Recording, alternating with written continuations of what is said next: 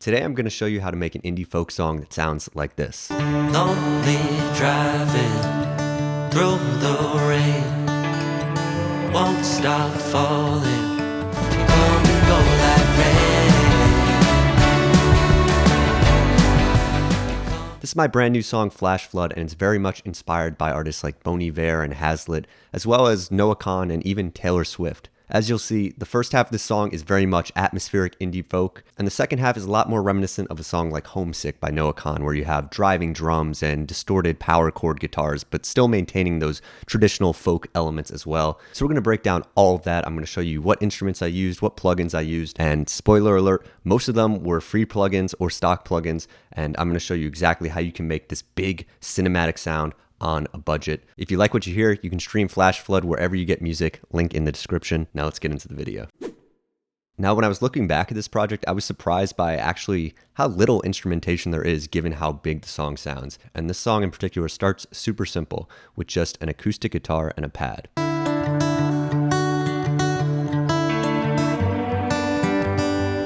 Now, there's actually only one acoustic guitar track in this whole song, and it is a DI acoustic track, which some people will tell you is a no-no, but honestly, if it sounds good and it works, then I go with it. Quite honestly, just being able to plug in your acoustic guitar, it's super easy, super simple. If you have a nice Taylor guitar like me and you know how to do some proper EQing and reverb, honestly, you might be surprised with the results. You don't have to worry about room noise, positioning the mic. It's a lot simpler and a lot faster, and if you're just trying to get your ideas out too, I find it very helpful. I also went with only one acoustic track because, as we'll get into, the vocals are very wide and very panned. Normally, I would be panning two acoustic tracks to create a wide sound. You don't want the acoustic to be doing that too, because then everything's wide and nothing's in the center. So to create some balance, we just have one simple acoustic track. The next element that I layered with it was a simple pad.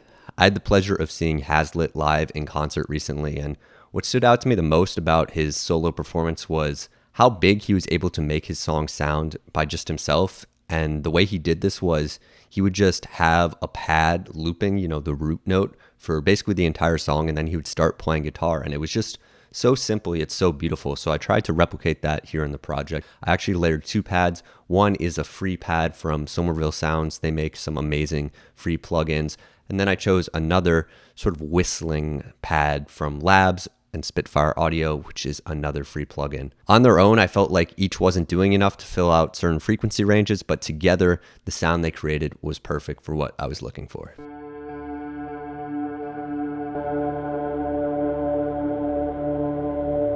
Now, there's a principle, especially in pop songwriting, that you should be introducing new instruments every 4 to 8 bars. And in this case, the next instrument that is introduced is a slide guitar. If you don't know, slide guitars are those little sort of rings you put on your finger and you slide, most famously used in Freebird. It's basically like playing a whole nother instrument, and I will not pretend to be a good slide player. But when it comes to indie folk, you don't actually have to be a good slide guitar player, is what I've found. I first heard this sort of sound that I wanted to replicate in songs by Gregory Alan Isaacoff and also Hazlett. And it's just this super roomy, atmospheric, reverb-heavy pedal steel.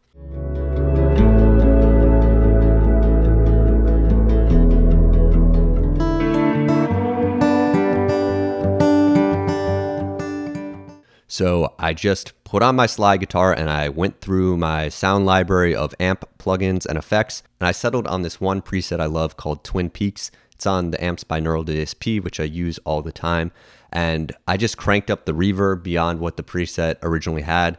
And what you get basically is a lot of leeway in your playing, because there's something about adding just an excessive amount of reverb that really just smooths it all out. And also, if you're not a good slide player like me, you can easily comp between takes because there's so much decay and sustain going on that you can just play the note, let it ring out, stop the recording, go to the next note. So having the acoustic pads and slide was a great starting point for the song.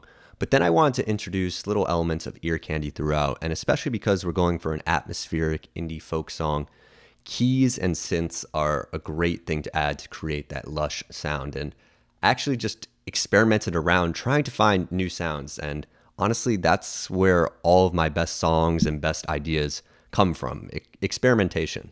Because the truth is, I, like many other musicians and producers, get stuck in my ways. Like, I found a system that works for me and it works well, but The songs truly reach a new level when I take that basis and then I build upon it with something new. And in this case, I just decided to cycle through the Ableton stock plugins for synth. And I happened upon this one thing called a transponder ARP. And normally I don't have the creativity per se to tweak the plugins beyond its initial presets, but for whatever reason, I did play around with this one. First off, I increased the reverb by a ton. And I also dialed back the filter so I wasn't getting all of that grainy high end. I just wanted like the low, bassy, and mid tones of this sound. Lastly, there was an option to adjust the pluck, and I increased that, which added a very sort of percussive and rhythmic quality that, despite the fact that there's no drums in the beginning, this sort of adds a little sense of rhythm or beats to the song, which I really enjoyed.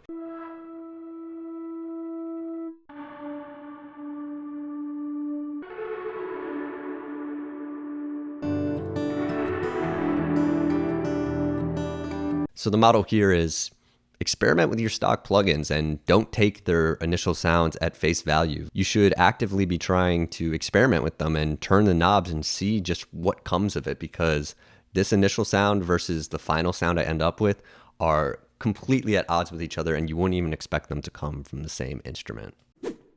Now let's talk about vocals. At all times, there are at least 5 vocal tracks playing. 1 vocal right down the center, 2 panned left and right, and then harmonies panned left and right as well. This is the classic way to get that indie folk Bon Iver or Hazlett sort of sound. They're stacking a lot of vocals and panning them in a bunch of different directions to create this super wide and roomy sound. And if you're not a great singer, this is actually awesome for smoothing out some of your vocal inconsistencies. If you're having trouble with pitch, there's something about layering a bunch of vocals together that kind of masks the errors you might make along the way. And it's really fun to record these too, because just the more layers you add, the better it gets. And like you can hear it in real time evolving and changing. And that's always super fun and encouraging when I'm singing, when it just keeps sounding better and better. But it is important to mention it would be redundant to have 5 takes of you singing all the same notes. That would kind of be wasted in my opinion. So what you want to do is at least 2 of the tracks should be a harmony of some sorts. And if you're like me, harmonies don't come naturally. You don't necessarily know what notes to sing. But one thing that I found works great for these kind of songs is basically sticking to the root note the entire time.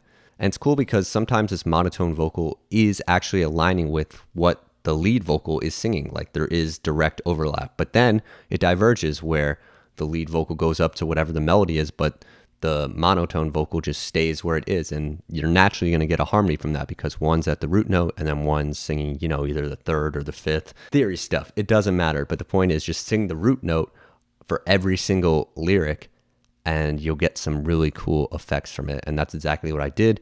And it sounds like this.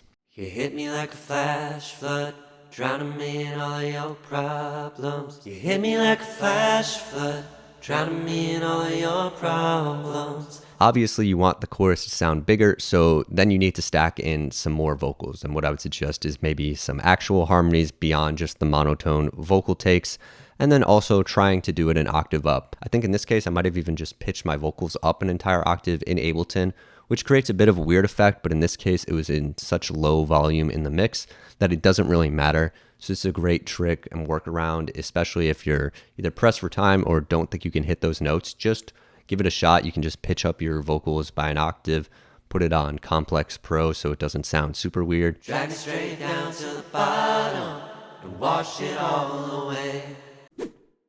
Now that covers the atmospheric indie folk section. The second half of the song picks up a lot. Even though it's the same tempo, the introduction of drums just adds a completely different feel. A cool tip for drums if you like the rhythm but you don't like the sound. In Ableton, you can take a drum sample and drag that audio file into a MIDI track. That will essentially make all of the beats different MIDI. Then you throw on the drum rack and you can just choose whatever kick you want, whatever snare you want, whatever hi-hat, whatever ride you want. So in this case, I had a rhythm that I really liked, but I felt like the snare wasn't punchy enough.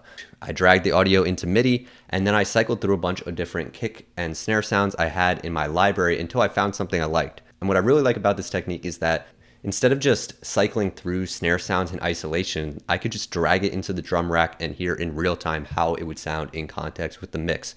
And you're not tied to that sound. You can just keep dragging in different sounds until you find something you like. And in this case, I did enjoy, what the hi-hats were doing in the original sample, so I would take that out of the MIDI track and just modify the parts of the drum set that I wanted changed.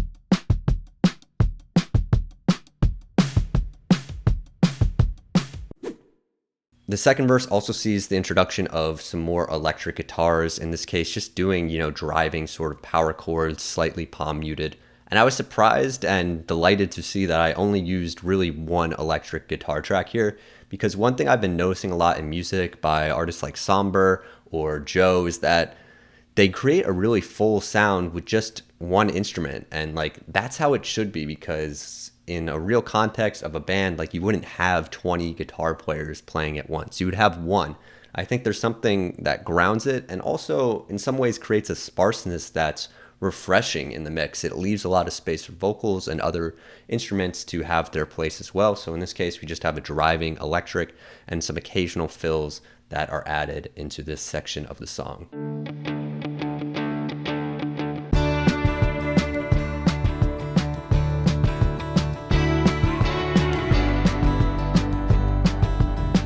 The second chorus is basically the exact same vocals, but now there's drums and there's a couple other instruments, and it just has a completely different feel. Listen to the first chorus and listen to the second chorus. You hit me like a flash flood, drowning me in all of your problems. You hit me like a flash flood, drowning me in all of your problems. Almost nothing has changed except the drums and the addition of a few guitar tracks. So there you have it. That's how I produced Flash Flood. If you like what you hear, it's out wherever you get music. Link in the description below. Your support and your listening to my music means the world to me. And if you want to see more production videos like this, leave a like, subscribe, and stay tuned for more videos. I'll see you next time. Come and go like rain.